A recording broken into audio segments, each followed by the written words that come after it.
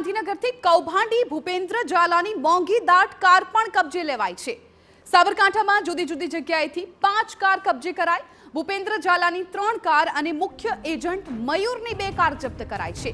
મહત્વપૂર્ણ છે કે આ મામલે દિવસે ને દિવસે કડક કાર્યવાહી કરવામાં આવી રહી છે। ત્યારે જે લક્ઝુરિયસ કાર હતી એ કાર કબજે કરાઈ છે। સાબરકાંઠામાંથી જુદી જુદી 5 કાર કબજે કરાઈ। બીઝેડ કૌભાંડ સંદર્ભે ભૂપેન્દ્રસિંહ ઝાલા અને તેના એજન્ટો વિરુદ્ધ સીઆઈડી ક્રાઇમ દ્વારા પરમ દિવસે નોંધવામાં આવેલી ફરિયાદ બાદ ગઈકાલે 7 આરોપીઓની ધરપકડ કરવામાં આવી હતી। તમામને કોર્ટમાં રજૂ કરીને માત્ર મુખ્ય એજન્ટ મયુર દરજીના 2 દિવસના રિમાન્ડ મેળવવામાં આવ્યા હતા।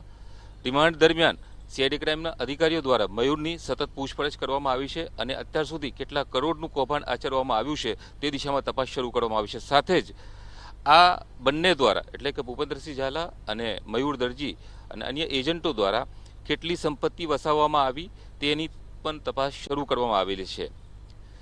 મયુર દરજી અને ભૂપેન્દ્રસિંહ ઝાલાએ કૌભાંડની આવક થકી જે ગાડીઓ વસાવી છે તે ગાડીઓ કબજે કરવાની શરૂઆત કરવામાં આવી છે।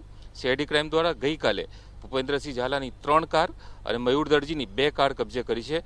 મોંઘીદાટ કાર છે અને આપ જોઈ રહ્યા છો કે ભૂપેન્દ્રસિંહ ઝાલાની આ જે 3 કાર છે તે કાર કબજે કરવામાં આવેલી છે। 12ના આંકડા સાથે ભૂપેન્દ્રસિંહ ઝાલાને જેમ વિશેષ લગાવ હોય તે રીતે તેની બંને ગાડીઓના નંબર લગભગ એક જ છે। સિરીઝમાં થોડો ફરક છે, એકમાં બીએમ છે તો બીજીમાં બીએલ છે, પરંતુ 12ના આંકડા સાથે 0012 આપ જોઈ રહ્યા છો કે બંને જે મોંઘીદાટ કાર છે તે ત્રીજી કાર છે તે પણ આ તેની જ છે GJ9 BM0700। હાલ સીઆઈડી ક્રાઇમના અધિકારીઓ દ્વારા આ તમામ કારના આરટીઓમાંથી પણ પુરાવાઓ મેળવવામાં આવી રહ્યા છે અને જે કાર વિક્રેતા શોરૂમ છે તેની પાસેથી પણ વિગતો મેળવવામાં આવી રહી છે।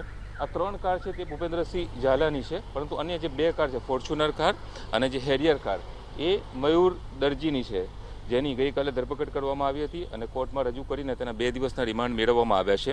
રિમાન્ડ દરમિયાન તેની ઘનિષ્ઠ પૂછપરછ કરવામાં આવી રહી છે કે આ કૌભાંડ સાથે કોણ કોણ સંકળાયેલું હતું, અત્યાર સુધી કેટલા રોકાણકારોએ કેટલી રકમનું રોકાણ કર્યું, સાથે જ કેટલા એજન્ટો કઈ કઈ જગ્યાઓ પર હતા।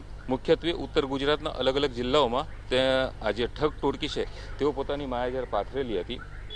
જે મુખ્ય કલાકાર ભૂપેન્દ્રસિંહ ઝાલા છે તેનું તો ભાજપ કનેક્શન સામે આવ્યું જ છે, પણ મયુર દરજીની કારની અંદર આ સિમ્બોલ લટકી રહ્યો છે તે પણ ઘણા બધા સવાલો ઊભા કરી રહ્યું છે। કોના પીઠબળથી અને કયા રાજકીય પક્ષ કે રાજકીય નેતાના આશીર્વાદ હેઠળ આટલું મોટું કૌભાંડ આચરવામાં આવ્યું હતું તે પ્રશ્નો સતત થઈ રહ્યા છે। હવે જોવાનું એ છે કે તપાસની દિશા કઈ તરફ જાય છે। સીઆઈડી ક્રાઇમ દ્વારા હાલ તો સતત તપાસનો ધમધમાટ જારી છે।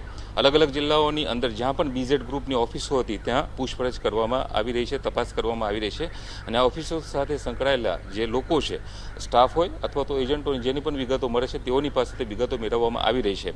એફઆઈઆરની અંદર આ કૌભાંડનો આંકડો 6000 કરોડ દર્શાવવામાં આવ્યો છે, પરંતુ બેંક એકાઉન્ટ તથા અન્ય બાબતોની હાલ તપાસ જારી છે અને આગામી દિવસોમાં આ કૌભાંડનો આંકડો ઊંચો જાય તેવી શક્યતાઓ છે। કેમેરામેન અરવિંદ સાથે યુનુસ ગાઝી, TV9 ગાંધીનગર।